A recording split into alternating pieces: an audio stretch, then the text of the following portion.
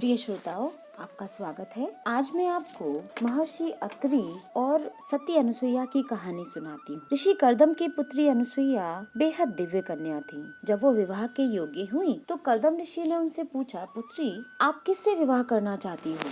तो कुछ ही समय पहले अत्रि ऋषि आश्रम में यज्ञ के कारण आए होंगे। तो अनुसुईया कहती है, पिताजी मैं ऋषि अत्रि से विवाह करना चाहती हूँ, परंतु ऋषि अत्रि तो यहाँ नहीं है। तो कर्दम ऋषि कहते हैं, पुत्री जो मन से जिसको पति स्वीकार कर लेता है उसका स्वयंवर वही होता है। अतः मैं तुम्हारा महर्षि अत्रि की पत्नी के रूप में वागदान करता हूँ। वागदान होता है जब वाणी के माध्यम से पिता चावलों को अर्पण करता है और बेटी का दान जिस व्यक्ति के साथ विवाह करना होता है उसके साथ कर देता है। तो ये वो विधि है जिसमें बिना विवाह के पिता की आज्ञा से पत्नी अपने पति का चुनाव कर सकती है। ये यहाँ पर वागदान में पिता की आज्ञा शामिल होती है। लेकिन कर्दम ऋषि ने कहा कि पुत्री लेकिन मुझे नहीं पता अत्रि ऋषि इस समय कहाँ हैं। उन्हें ढूंढने की जिम्मेदारी तुम्हारी है, मुझे जानकारी नहीं है। पिता से आशीर्वाद लेकर अनुसुईया वर्षों तक वन वन भटकती रही। एक दिन उनकी भेंट अत्रि ऋषि से हो गई, जो ध्यान में से उठकर ही आए थे और वहाँ से गुजर रहे थे।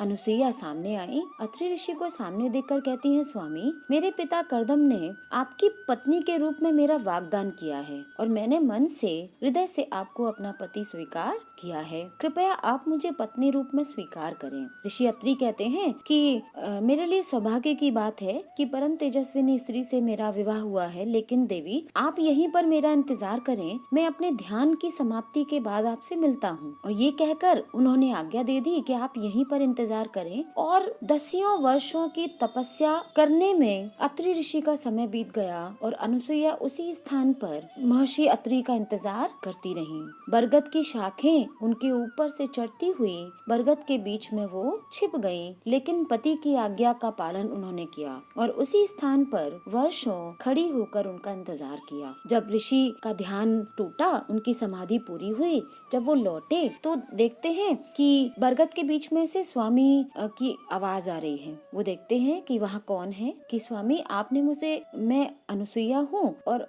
आपको मैंने पति रूप में स्वीकार किया है। महर्षि अत्रि बड़े आश्चर्य में थे कि आप यहाँ अभी तक खड़ी हैं और मैं तो ध्यान में जाने कितने वर्ष बीत गए इस बात को। तो वो कहते हैं कि आज से आपको सती अनुसुईया का नाम मैं देता हूँ। और यहाँ पर सती अनुसुईया ने महर्षि अत्रि को परमेश्वर के रूप में अपने पति को मान लिया और परमेश्वर के रूप में ही उनकी पूजा और स्तुति करने लगी। देवलोक में खलबली मच गई कि 3 परमेश्वर थे, ब्रह्मा विष्णु महेश। उनके अलावा धरती पर एक और परमेश्वर हैं जो उत्पन्न हो गए हैं। तीनों देवियों में बड़ी खलबली मची कि ये क्या है, हम ही परमेश्वर हैं और हम ही इष्ट देवियां हैं, हमारे अलावा कोई और साध्वी सती स्त्री यहाँ नहीं हो सकती। वो परीक्षा लेने के लिए जाती हैं कि अनुसुईया के सती धर्म की परीक्षा लेते हैं। तीनों एक ब्राह्मणी के वेश में जाती हैं और आश्रम में देवी अनुसुईया को बुलाकर कहती हैं कि हम अत्रि ऋषि की पत्नियां हैं और अब हम यहीं रहेंगे, तुम यहाँ से जाओ।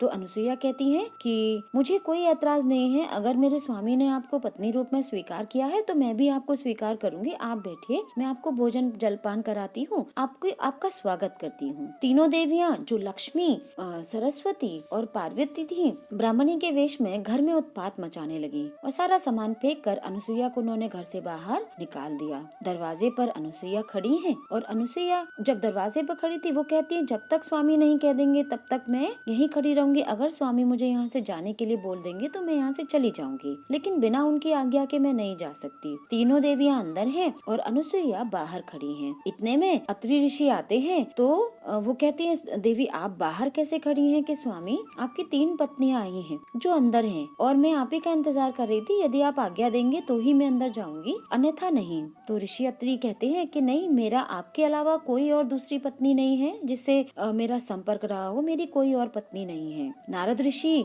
चूंकि तीनों देवियों के साथ थे, वो कहते हैं कि देवियों से कि अब चलिए माता, अन्यथा अत्रि ऋषि अगर आ गए तो प्रलय आ जाएगी। और तीनों देवियां वहाँ से गायब हो जाती हैं। अत्रि ऋषि जब आश्रम के अंदर जाते हैं तो तीनों देवियों के पद चिन्हों को देखकर वो पहचान जाते हैं कि तीनों देवियां थीं। अब देवलोक में तो तीनों देवियां पहुंच गईं, लेकिन ब्रह्मा विष्णु महेश तीनों से खफा हो गईं, गुस्सा हो गईं और जो कोप भवन है वहां जाकर बैठ गईं और बोल दिया कि यदि आपके अलावा और हमारे अलावा संसार में कोई परमेश्वर और उनकी स्त्री नहीं होगी, अनुसुईया और अत्रि ऋषि परमेश्वर नहीं है, अनुसुईया सती नहीं है, और आप उनकी परीक्षा लीजिए। अगर आप उनको नहीं रोकेंगे या आप उनकी परीक्षा नहीं लेंगे तो हम संसार के सारे कार्य हैं जो हम करते हैं वो संचालन छोड़ देंगे। तीनों देव बड़े परेशान हैं कि अगर लक्ष्मी रूठ गई तो संसार की सुख संपन्नता नष्ट हो जाएगी, और अगर विद्या चली गई तो भी ज्ञान अगर नहीं रहेगा तो संसार कैसे चलेगा, और अगर शक्ति छिन गई तो संसार की ताकत कहाँ रहेगी, उसमें वो क्षीण हो जाएगी। अब तीनों देव परेशान हैं। वो कहते हैं अच्छा हम कुछ करते हैं। तीनों देव ब्राह्मण बनके सती अनुसुईया के आश्रम में जाते हैं और द्वार पर आकर कहते हैं देवी भिक्षाम देहि। अनुसुईया दरवाजे तक जाती है और कहते हैं ऋषिवर तीनों कि देवी हम बहुत लंबी समाधि से आए हैं और हम बहुत भूखे हैं, क्या आप हमें भोजन कराएंगी। वो तीनों देवों को झोपड़ी के अंदर ले आती हैं, कुटिया में ले आती हैं। तीनों देव बैठे हैं। अनुसुईया कहती है मैं अभी भोजन तैयार करती हूँ और आपके आतिथ्य में कोई कमी नहीं रहेगी, मैं इसका पूरा ध्यान रखूंगी। अब तीनों जो ब्राह्मण हैं वो कहते हैं देवी हमारी शर्त है, आप यदि उस शर्त का पालन करोगी तब ही हम भोजन करेंगे, अन्यथा नहीं करेंगे। तो तीनों देव परीक्षा लेने के लिए अनुसुईया के सामने ऐसी शर्त रखते हैं कि अगर वो शर्त को मानती हैं तो उनका पतिव्रत धर्म खंडित हो जाएगा, और अगर वो नहीं मानती तो अतिथि द्वार से बिना भोजन के लौट जाएगा, जो हमारे हिंदू धर्म में बहुत बड़ा पाप माना जाता है। तो दोनों ही स्थितियों में वो पाप की भागीदार बनेंगे। वो कहती है जैसी आपकी इच्छा होगी, क्योंकि उन्हें अंदाजा ही नहीं था कि वो क्या कहने वाले हैं। तीनों ऋषि कहते हैं देवी अगर आप हमें निर्वस्त्र होकर भोजन कराएंगी तब ही हम भोजन करेंगे, अन्यथा हम नहीं करेंगे। अनुसुईया बड़ी परेशान है कि अगर अतिथि लौट गए तो भी पाप की प्राप्ति होगी, और अगर इनकी शर्त मान ली गई तो मैं अपने पतिव्रत धर्म से टूट जाऊंगी, मेरा पतिव्रत धर्म नष्ट हो जाएगा। फिर सती अनुसुईया अपने सतीत्व के प्रभाव से तीनों ब्राह्मणों को बोलती हैं कि आपकी इच्छा पूर्ण होगी, और वो तुरंत ही 3 छोटे बालकों में बदल जाते हैं। अब कहती है कि चूंकि माता पुत्र के सामने नग्न हो सकती है, जब उसे वो दुग्धपान कराती है तो निश्चित ही वो नग्न अवस्था में ही कराती है, लेकिन तीनों बालकों की माता के रूप में। अब वो तीनों ब्रह्मा विष्णु महेश जो ब्राह्मण के वेश में आए थे उनको दुग्धपान कराती हैं और माता और पुत्र का संबंध स्थापित हो जाता है। इधर तीनों देव गायब हो गए तो देवलोक में तीनों लोकों में हाहाकार मचा हुआ है। नारद जी जाते हैं, देवियों देखो वहाँ पे प्रभु गए थे और प्रभु पता नहीं कहाँ गायब हो गए। आप देखिए चमत्कार हो गया है। आप भी अगर देखेंगे तो आप भी सोचेंगे कि ये क्या हो गया। अपने अपने पतियों को आप ढूंढ लाइए, वो कहाँ हैं। तीनों देवियां जाती हैं और देखती हैं कि 3 बच्चे झूले में झूला झूल रहे हैं। बड़ी चिंतित हैं। तीनों आती हैं और अनुसुईया से कहती है हमारे पति कहाँ हैं? कि नहीं आपके पति मेरे पास नहीं है। कि नहीं वो यहीं आए थे। कि नहीं हमारे पास नहीं है पति। तो नारद जी कहते हैं कि देवियों तीनों ब्रह्मा विष्णु महेश तीनों बच्चों के रूप में यहाँ झूले में झूल रहे हैं। माँ अनुसुईया के प्रभाव से वो बालक के रूप में बदल गए और तीनों जो देवियां हैं वो अपने अहंकार की क्षमा मांगती हैं और अनुसुईया को सती रूप में स्वीकार करती हैं और अत्रि ऋषि को परमेश्वर के रूप में प्रतिष्ठावान करती हैं। तीनों ही अपने कृत्य पर शर्मिंदा हैं और उनसे कहती हैं कि हमारे पति हमें पुनः अब वापस दे दीजिए। तीनों देव फिर से ब्रह्मा विष्णु महेश के रूप में प्रकट हो जाते हैं। चूँकि ममता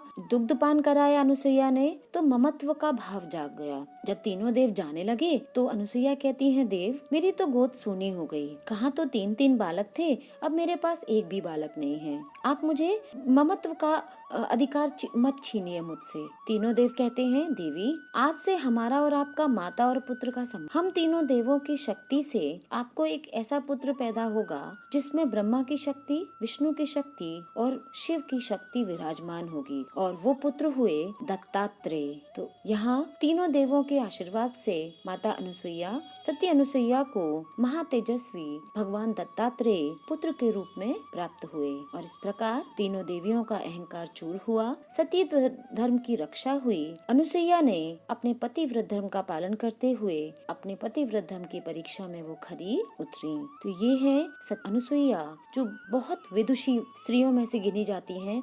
भारत की श्रेष्ठ महिला शास्त्रकारों में उनकी गिनती होती है। सीता को भी धर्म का उपदेश अनुसुईया ने ही दिया था और ये है भारत की गरिमा में सती अनुसुईया, पति परमेश्वर मानने वाली सती अनुसुईया। उम्मीद है आपको ये प्रसंग पसंद आएगा। बहुत बहुत धन्यवाद।